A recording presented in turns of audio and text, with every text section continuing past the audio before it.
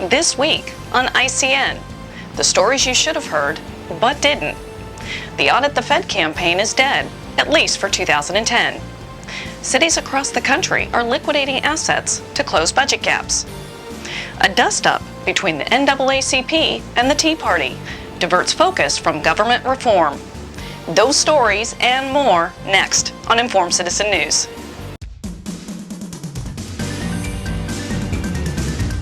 Hello and welcome to ICN, Informed Citizen News, week of July 18th, 2010.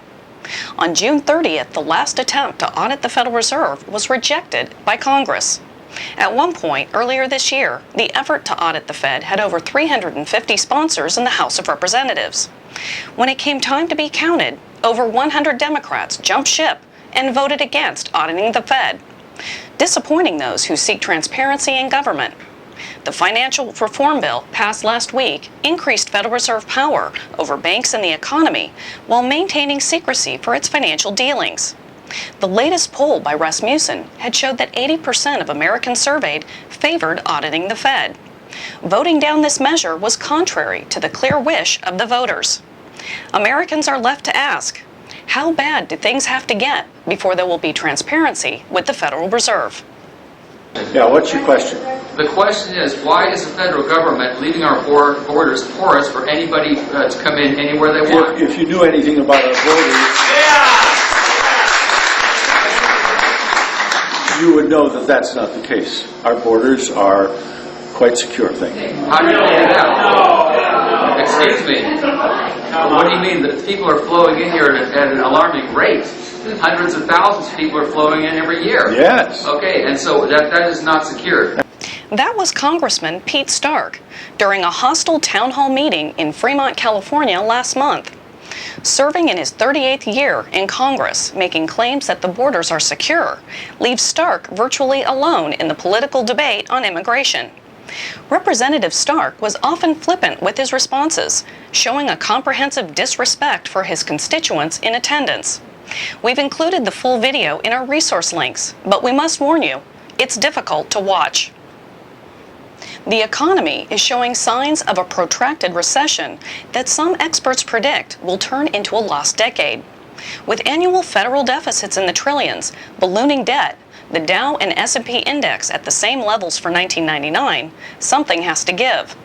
And that may be the American standard of living. Here are some examples from across the country.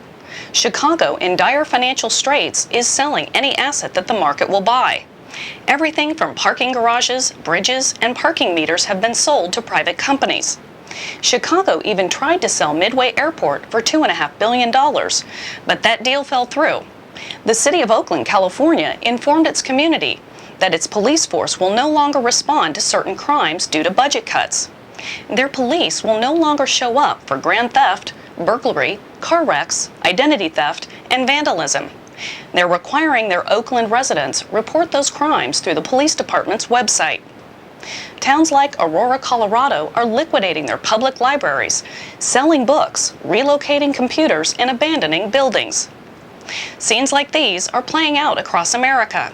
This may be the new normal for the next few years. A sign that government interference in markets only delays the inevitable. The tax credit for home buyers expired in April, and then May home sales fell off a cliff.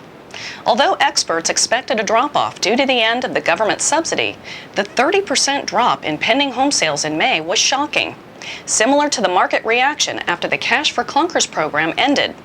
It's the biggest monthly decline ever, said Mike Larson, a real estate analyst for Weiss Research. We're not creating jobs, said Larson. The housing problems now are being driven by broad economic problems.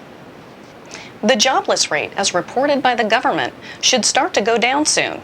But before you high-five your friends, the reduction is only because the government counts the unemployed as those receiving benefits.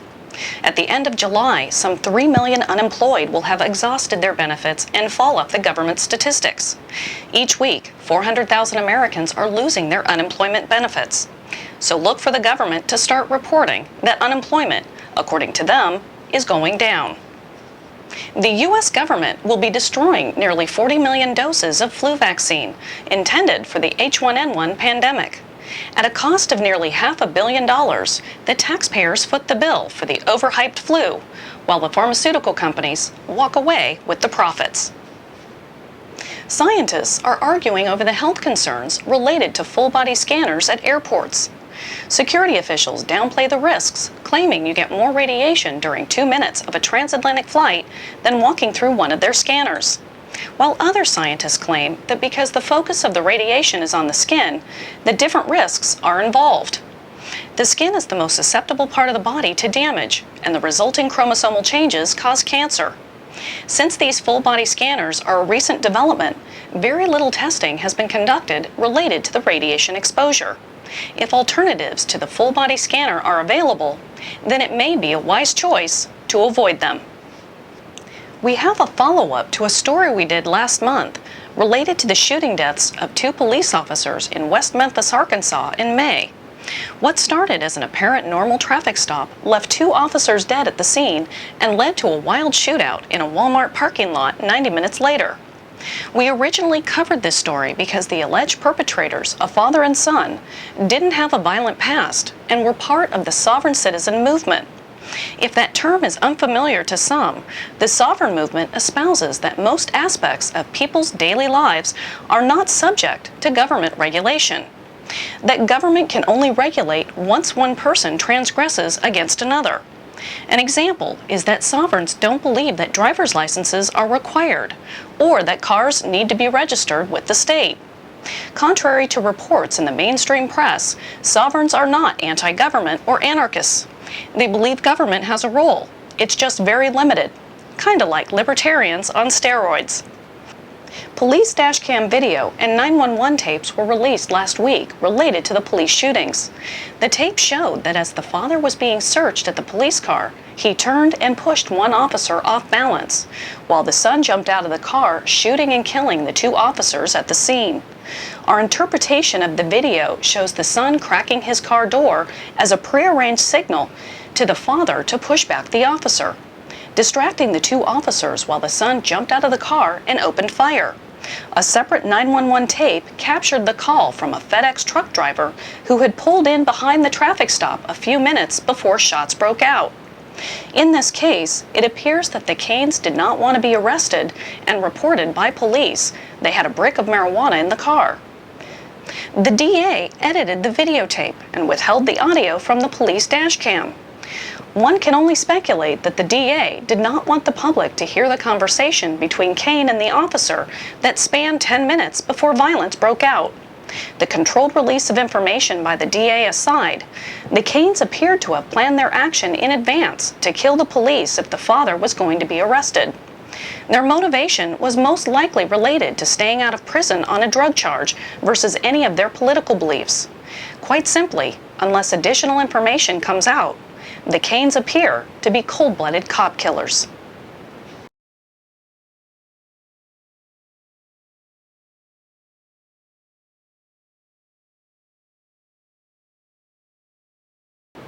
An exchange this past week between the NAACP and the Tea Party Express chairman distracted from the debate on taxes and economic responsibility. It started with the NAACP passing a resolution condemning the Tea Party movement for not doing enough to condemn so-called racial elements at public protests. Although the Tea Party movement has no established national organization, it is often represented in the press by several different regional group leaders, one of which is Tea Party Express chairman Mark Williams. Mr. Williams responded to the NAACP resolution with the following quote, "The Tea Party is not going to take advice from those who still refer to blacks as colored." Not knowing when to stop, the following day, Mr. Williams created a mock letter from colored people to President Lincoln. Mark Williams was removed from his leadership position and only achieved in deflecting the focus away from government reform efforts. People are talking about racism in the Tea Party instead of why America is in dire financial straits. Thanks for joining us this week. We're making progress on our expansion efforts and will provide an update on our next broadcast. From all of us at Informed Citizen News, see you next time.